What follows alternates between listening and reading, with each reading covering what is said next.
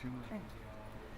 공유 모빌리티로 이제 전동 킥보드를 선정하셨는데 네. 좀 그 이유가 궁금합니다. 뭐 많은 창업자들이 그러하겠지만 개인적인 경험에서부터 선정하게 됐고요. 일단 해외에서 버드나 라임에 이용을 해보고 또 개인용으로 사서 구매해보고 탑승한 경험을 토대로 이거는 좀 그냥 단순히 이동이 아니고 사용자 경험을 되게 다르게 인식할 수 있게 할 수 있겠다라는 생각이 들어서 시작하게 됐습니다. 그 이미 국내에서도 다른 업체들이 이제 전동 킥보드를 하고 있는 경우가 네. 많은데 네. 좀 차별화되는 점이 있다면 어떤 부분인지 설명 부탁드립니다. 저희는 원래 이제 이 사업을 시작하기 전에 띵동이라는 온디맨드 서비스를 운영 중에 있던 상황이었고요.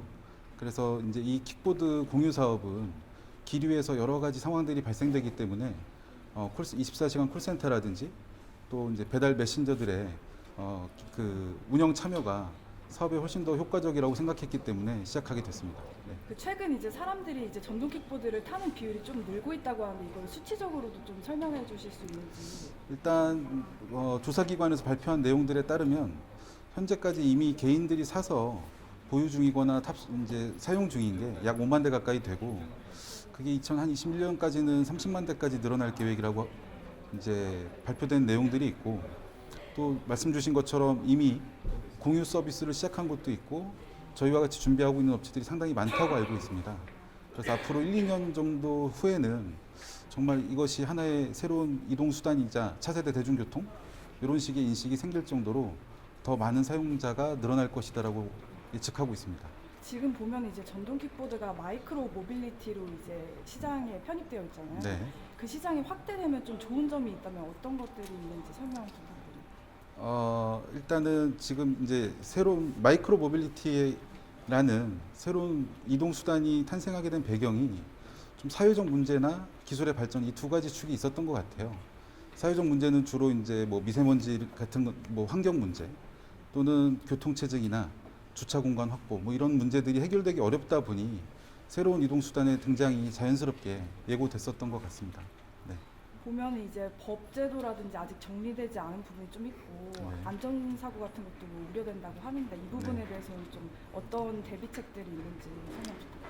그러니까 저희도 준비 과정에서 누구보다 가장 많은 고민을 지금까지 계속 하고 있고요.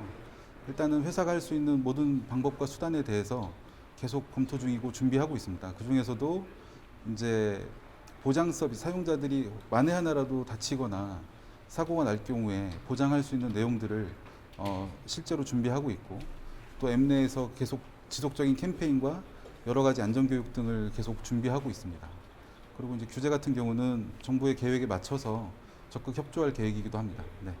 현재 운영 대수가 몇 대이고 그리고 좀 연내에 좀 몇 대까지 운영할 계획인지. 저희가 지금 이제 4월 달에 지난주죠.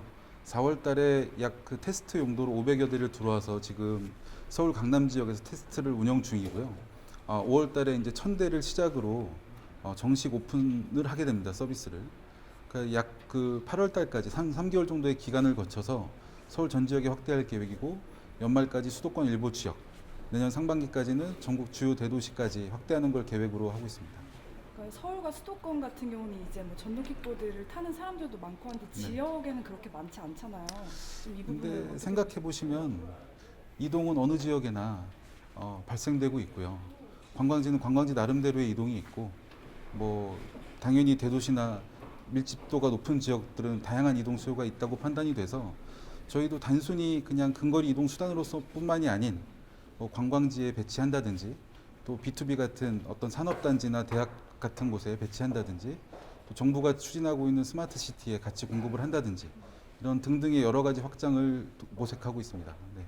그럼 이제 연령대별로 혹시 뭐 타는 많이 주로 즐겨 타는 특성이 있는지 좀 그것도 설명 부탁드립니다. 저도 준비 과정 내내 굉장히 의아했던 게 처음에 단순하게 생각했을 때는 20, 30대 젊은 연령층 중에서도 남성분들이 좀 힙한 복장을 하고 주로 많이 탈 것이다라고 예상을 했는데 저희가 계속해서 확인한 바로는 연령을 불문하고 뭐 50대, 60대까지도 여성분들이 특히 많이 이용하는 모습을 보고 이 시장은 정말 굉장히 커질 수 있겠구나라는 자신감을 갖게 됐습니다. 네. 지금 최대 몇 시간까지 탈 수 있고 좀 네. 배터리 같은 경우에는 뭐 네. 어느 정도 가는지 좀 그것도 설명. 기술적으로는 저희 용량 자체를 이번에 상당히 업그레이드해서 정속 주행 4시간이 가능한 설계가 되어 있고요. 저희가 실제로 테스트해 본 바로는 한 3시간에서 3시간 반 정도 타면 무리 없이 이동할 수 있습니다. 이게 타사랑 대비했을 때 좀 어느 정도 길어진 편인가요?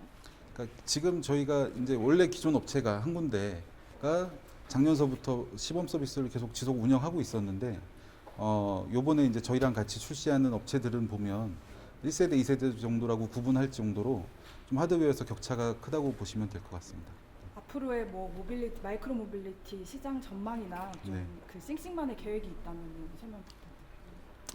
저희는 이제 이러한 어떤 큰 변화들을 저희가 어떤 의도하거나 그러지 않아도 다가오는 큰 물결이라고 생각하고 있고, 그거를 스스로 정의하기를 어떤 차세대 이동수단 또는 차세대 대중교통 이렇게 정의하고 있습니다. 그래서 저희의 목표가 있다면 사람들로 하여금 이렇게 뭐 싱싱이란 서비스가 지하철이나 버스처럼 인식되는 날을 만들고자 노력할 것입니다. 네.